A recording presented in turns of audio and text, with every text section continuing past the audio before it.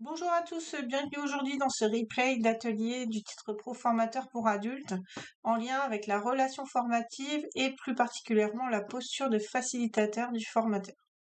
Alors, qu'est-ce que c'est que ces termes?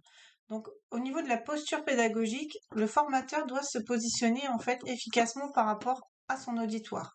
Donc, qu'est-ce que ça veut dire? Ça veut dire qu'il va devoir faciliter l'échange, faciliter aussi les interactions au sein de son groupe, tout en régulant la prise de parole. Il va devoir du coup instaurer une relation formative avec l'apprenant dans le cadre de son accompagnement individuel et va devoir du coup instaurer ce qu'on appelle la distance pédagogique. Au niveau de la distance pédagogique, il va falloir essayer de trouver le juste milieu en fonction du coup de votre apprenant. Donc trop proche pourrait être synonyme de perte d'autorité, trop éloigné pourrait limiter l'interaction avec vos apprenants. Donc l'objectif étant d'accompagner et de guider vos apprenants dans le cadre de leur progression pédagogique, tout en instaurant une posture en fait d'accompagnant et de régulateur des échanges au sein des groupes. Au niveau du positionnement spatial du formateur, donc dans le cadre de votre dossier projet, il va falloir spécifier en fonction de la modalité de dispense de votre formation, selon que vous êtes en présentiel ou en distanciel, pouvoir expliquer un petit peu comment vous vous positionnez dans l'espace.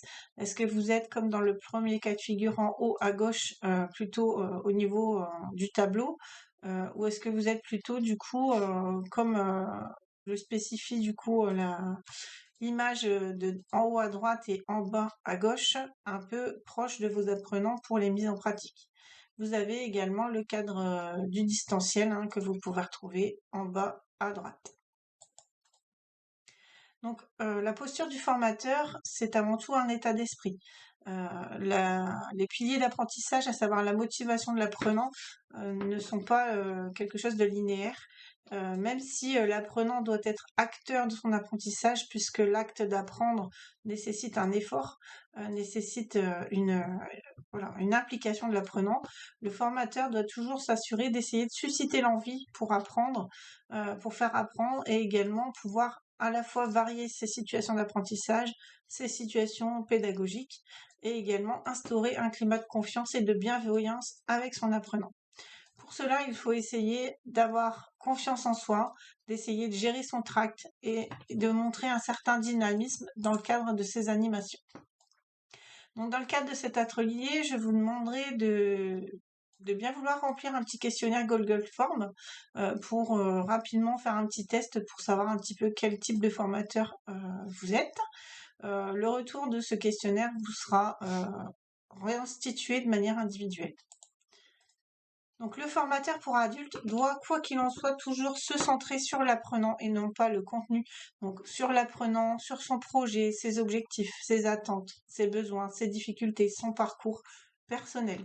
Donc c'est vraiment la base en fait de la pédagogie des adultes. L'apprenant en fait a besoin de comprendre avec des consignes claires et précises, et le formateur est là justement pour s'assurer en fait qu'il met bien à disposition l'ensemble en fait des éléments qui vont aider l'apprenant dans son apprentissage.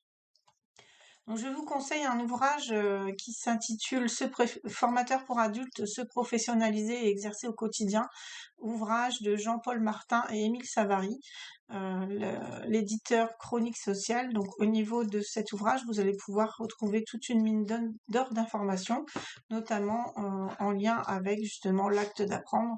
Donc pour faire le distinguo entre apprendre et apprendre à quelqu'un, apprendre à faire, apprendre que et apprendre, et également pouvoir distinguer en fait le rôle de l'autre, donc à savoir le formateur qui est de guider, d'accompagner, de pouvoir aussi susciter la curiosité, la motivation, et bien évidemment écouter, observer et accompagner en individuel son apprenant. Avez-vous des questions ?